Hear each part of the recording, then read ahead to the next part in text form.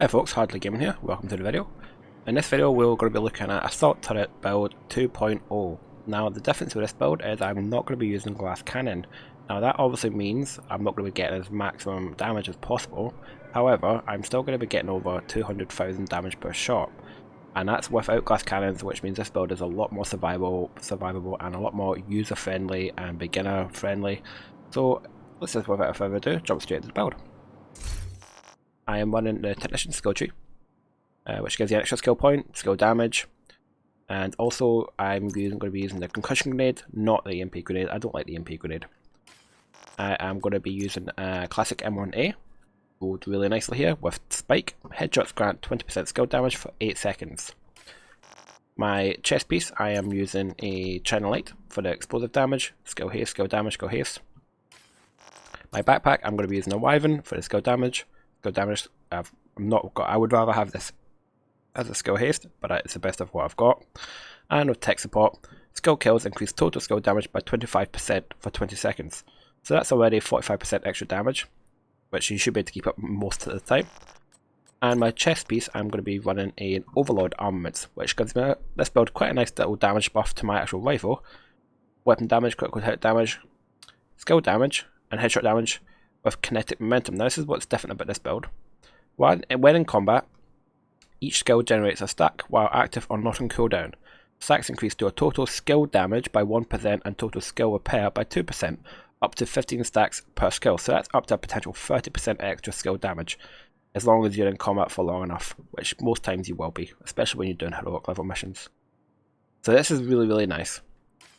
My other items I'm using one item of Murakami for the extra skill duration to help maximize the turret, skill damage, skill haste, and 2 Hana-U for the skill haste, skill damage, and then rolled again for skill damage and skill haste.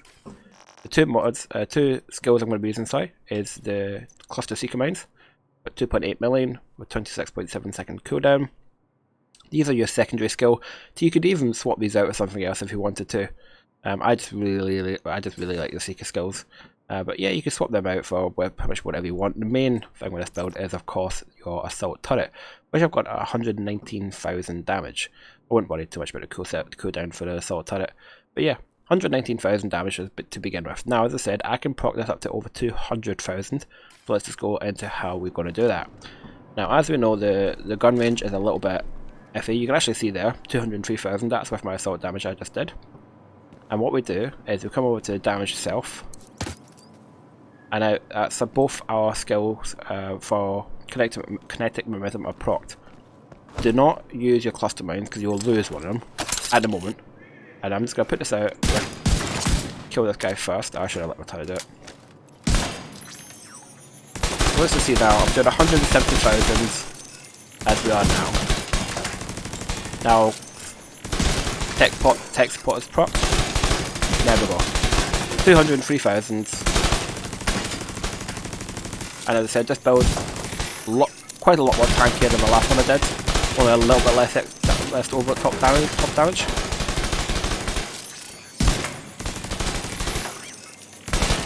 And as always, you can always just chuck your mines out when you want to. Although I believe I should lose my... Yeah, I lost one of my kinetic momentum there. So you do lose skill power now and again, but